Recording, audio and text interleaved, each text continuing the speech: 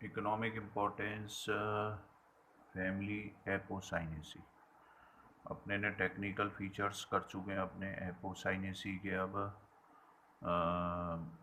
Economic importance कर लेते हैं, है ना। So we will discuss about economic importance. आपके जो क्वेश्चन आएंगे ये दो तरीके से आ सकते हैं। एक तो आ सकता है कि इकोनॉमिक इम्पोर्टेंस बताओ, आप किसी भी फैमिली से रिलेटेड पूछ सकते हो। और दूसरा पूछ सकते हैं टेक्निकल डिस्क्रिप्शन कि how to describe a flower related with the family. तो इकोनॉमिक इम्पोर्टेंस में सबसे पहले इसमें अपने बात करेंगे, पहली कैटेगरी है पॉइजनस प्लांट की। Which are the plants that are poisonous plants of family apocynaceae. तो पॉइजनस प्लांट्स में आप सीधा याद कर सकते हैं, तीन चार प्लांट्स हैं। पहला तो बता देता हूँ आपको, फर्स्ट वन इज थिविटिया। थिविटिया जो आपने पढ़ा है, जिसका मैंने आपको फ्लावर डिस्क्रिप्शन बताया था, है ना।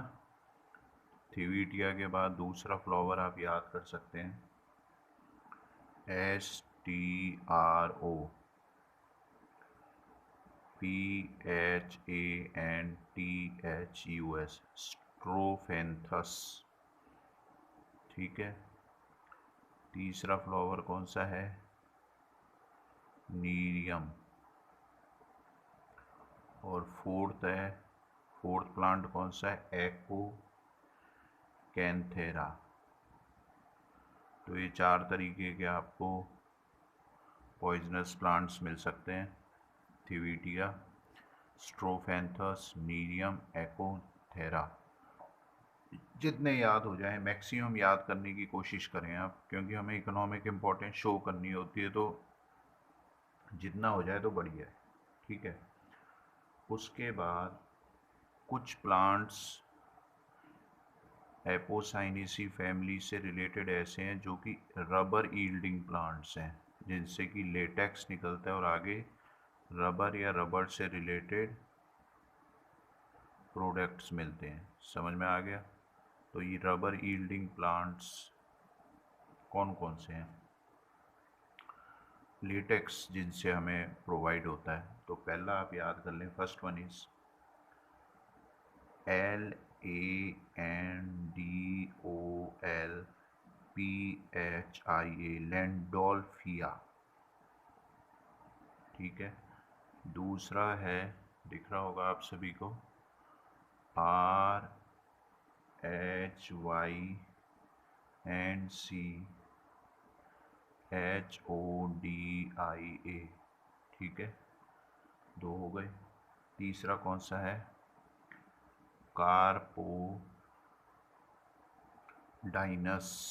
कार्पोडाइनस।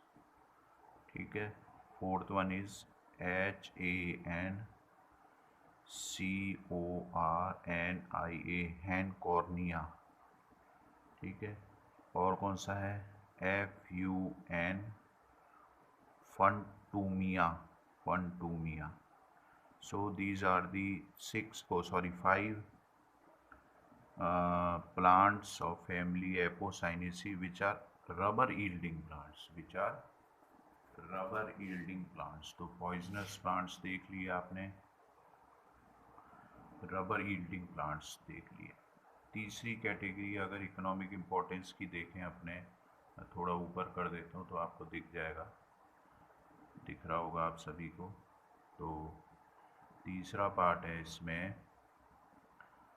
Die yielding plants. डाइज जो होती है ना, कलर्ड डाइज, उसकी एपोसाइनेसी फैमिली से रिलेटेड कौन से डाई यील्डिंग प्लांट्स हैं? तो इसमें सिर्फ आप एक याद कर लें,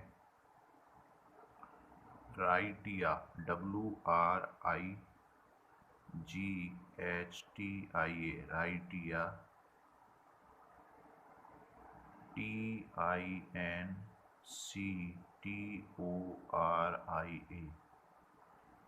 राइटिया टिंक्टोरिया, टिंक्टोरिया। तो इससे हमें डाइज मिल सकती हैं, कलर डाइज मिल सकती हैं। नेक्स्ट,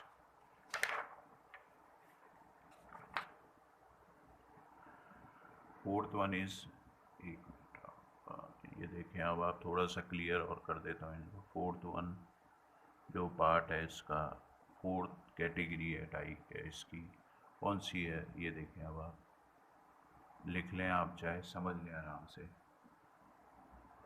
तो इसमें अब आ जाएगा medicinal plants category. Medicinal plants category कौन कौन सी है, ठीक है, कि जिनसे हमें अलग अलग तरीके की मेडिसिनल इम्पोर्टेंस शो होती है, ठीक। तो एक आप पहला याद रख लें, जो मैंने आपको फैमिलियर प्लांट्स टॉपिक जब शुरू कराया था तभी बताया था, राओवोल्फिया, राओवोल्फिया, ठीक है, सरपेंटीना, सरपेंटीना। ये जो प्लांट है जिसको आपने शुरुआत में जब मैंने पढ़ाया था, इट इज़ कॉल्ड एज सर्पगंधा, सर्पगंधा। इससे जो ड्रग ऑब्टेन होती है ना, drug obtained, drug obtained is used in hypertension, ठीक है, हाइपरटेंशन के टाइम, एंड कुछ जो मेंटल डिसऑर्डर्स हो जाते हैं उसमें ये प्लांट बहुत काम आता है। और एक आप और बात याद रखें, इसका कौन सा पार्ट, राओवोल्फिया सरपेंटिना का कौन सा पार्ट, एक मिनट, दिख रहा होगा आपको, हाँ, कौन सा पार्ट काम आता है, रूट्स काम आती है। जो रूट्स है ना इनकी, उससे ये ड्रग ऑब्टेन्ड होंगे, जो भी उनके कंटेंट्स हैं, और उसको इन डिजीज़ के लिए आप काम ले सकते हैं। एक इम्पॉर्टेंट बात और क्या है, सर्पगंधा या राओवोल्फिया सरपेंटिना का इम्पोर्टेंट एक पार्ट और क्या है, इससे जो एक ड्रग ऑब्टेन्ड होगी, रेस्पेराइन ड्रग, रेस्पेराइन ड्रग कह दो या रेस्पेराइन एल्कलॉइड, एल्कलॉइड,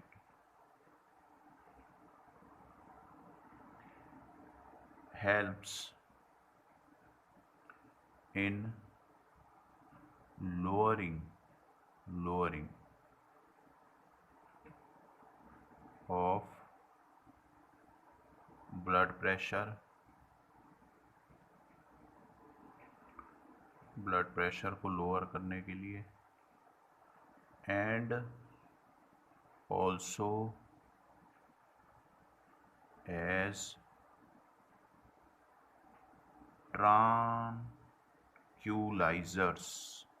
ट्रैंक्यूलाइजर्स ऐसे पार्ट होते हैं मेडिसन के जिनकी क्या इम्पोर्टेंस रहती है कि जैसे एक फिल्म आई थी संजय दत्त की, MBB, लगे रहो मुन्ना भाई, ठीक है, उसमें वो इतना एडिक्ट हो गया था गांधी जी के लिए कि उसको हर जगह गांधी जी गांधी जी, इल्यूजन जो है ना, इल्यूजन कहते हैं इसको, इल्यूजन से प्रिवेंट करना,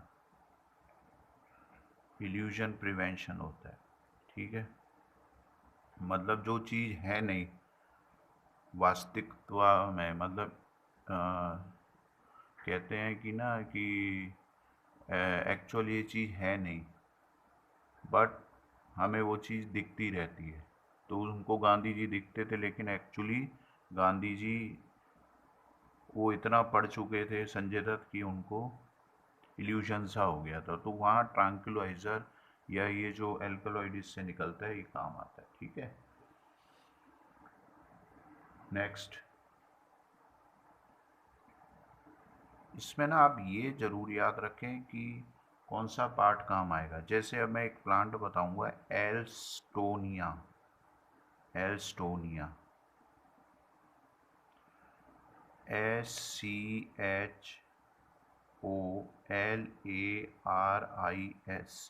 ये मैंने गलत लिख दिया है, एस स्मॉल में आएगा, तो मैं काटना नहीं चाह रहा, आप याद रखें एस स्मॉल में लिखें। एलिस्टोनिया स्क्लोरिस जो है वो किस काम आता है? इसकी जो बार्क है, बार्क डेड पार्ट जो है उसका, are used in malaria and dysentery. आप किसी भी होम्योपैथिक डॉक्टर के पास चले जाओ, आप किसी भी आयुर्वेदिक डॉक्टर के पास चले जाएं, तो जब भी वो दवाई देगा, देखना उस बोतल पे या जो भी कवरिंग है उस पे कोई ना कोई प्लांट का नाम लिखा होगा। ठीक है, कि किससे, किस प्लांट से ये हमने आइसोलेट करी है ड्रग, वो ज़रूर उसकी जो रिप्रेजेंटेशन है वो हमेशा उसमें बताते हैं कि ये इस प्लांट से हमने ये लिया है। ठीक है, समझ में आ गया। एक मैंने अभी आपको पीछे अभी जब मैं लिखवा रहा था तो एक पॉइजनस प्लांट्स में एक कैटेगरी बताई थी प्लांट की, उसको क्या बताया मैंने, STROPHANTHUS,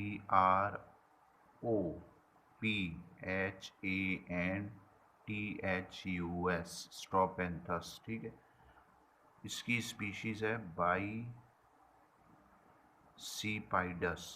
ठीक है, इससे जो इसके जो सीड्स होते हैं, seeds are source of drug, STROPHANTHIN,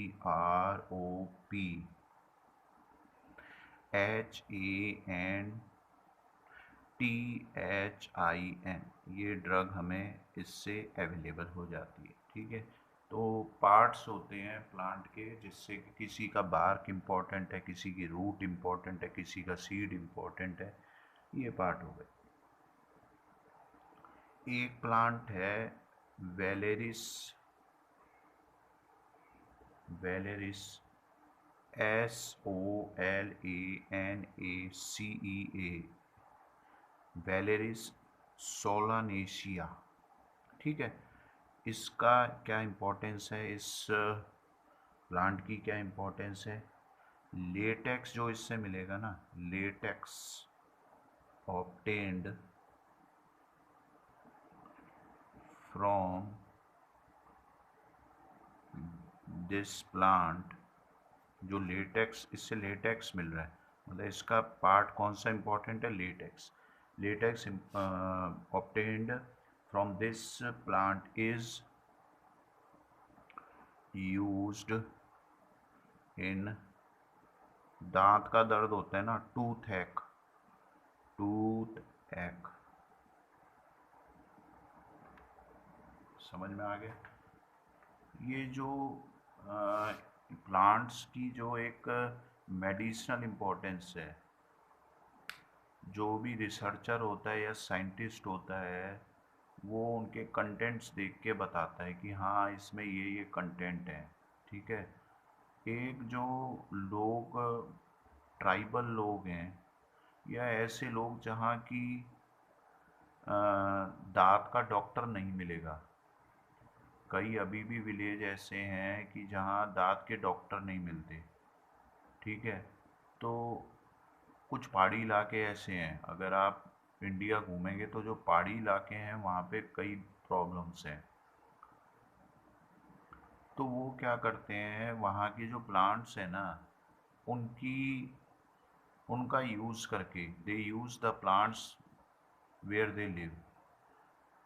किसी को सांप काट गया तो जो राउफोल्फ या सर्पेंटीन है ना, सर्पगंधा, उसका जो पार्ट है, अलग अलग लीव्स, रूट्स, वो कहीं ना कहीं काम आती है। सो हमारा जो ट्रेडिशनल कल्चर है बीमारी से बचने का, क्योर रहने का, वो आज भी चलता आ रहा है। एलोपैथी, होम्योपैथिक, आयुर्वेदिक, ये चल रहे हैं, ये बहुत टाइम से चल रहे हैं। लेकिन जो विलेज कल्चर है और विलेज में जो लोग रहते हैं, उनके लिए ये जीवन दान की तरह, लाइफ लाइन की तरह है कि जो वहाँ प्लांट्स हैं वो यूज़ करते हैं, तो कहीं ना कहीं वो उनके लिए इम्पोर्टेंट है वो पार्ट।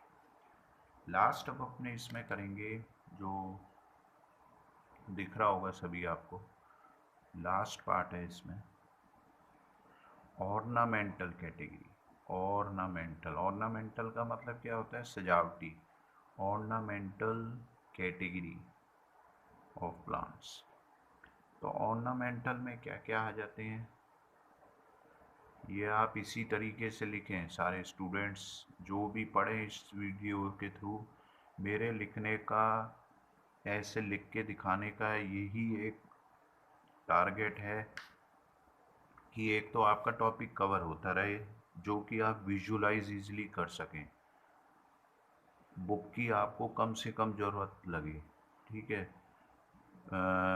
बहुत क्लियर मैं आपको ये बता देता हूँ, जिससे कि आपको इजी हो जाता है कि what we have to right.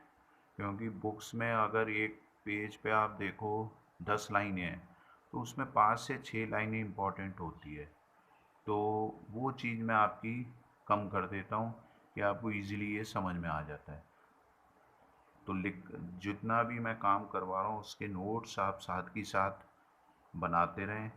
ये नोट्स लाइफ टाइम काम आते हैं। कभी आप भी टीचर बने तो आपके लिए नोट्स बहुत काम आएंगे, और खुद के हाथों के नोट्स बनाने बहुत अच्छे रहते हैं, वो याद हो जाती है चीज़। तो ऑर्नामेंटल कैटेगरी में आप देख लीजिए कौन कौन से सजावटी जो है, जिसमें अपने को ज़्यादा डीप में नहीं जाना। ठीक है, तो एक तो मैं पहला नाम लूँगा, Allamanda. Allamanda, Allamanda, NERIIFOLIA, Allamanda neriifolia. ये ऑर्नामेंटल प्लांट है, कहीं ना कहीं सजावट के काम आता है। ठीक है, थिवीटिया, देखो थिवीटिया पेरुविनिया, एक मैंने स्पीशीज़ आपको बताई थी। थिवीटिया की एक स्पीशीज़ और है, इसी से याद हो जाएगी, नेरीफोलिया। थिवीटिया नेरीफोलिया, ये ऑर्नामेंटल कैटेगरी में। एक कैटेगरी आप है कैथेरेंथस सदाबहार की, बहुत अच्छे लगते हैं इसके फूल। कैथेरेंथस स्पीशीज़ अलग अलग है ना, स्पीशीज़ होगी उनकी। ठीक है, एक नीरियम की स्पीशीज़ है जो कि ऑर्नामेंटल कैटेगरी में आता है, Nerium ओडोरम। ओडोरम। So these are the some categories which complete about the economic importance of family Apocynaceae. Thank you very much.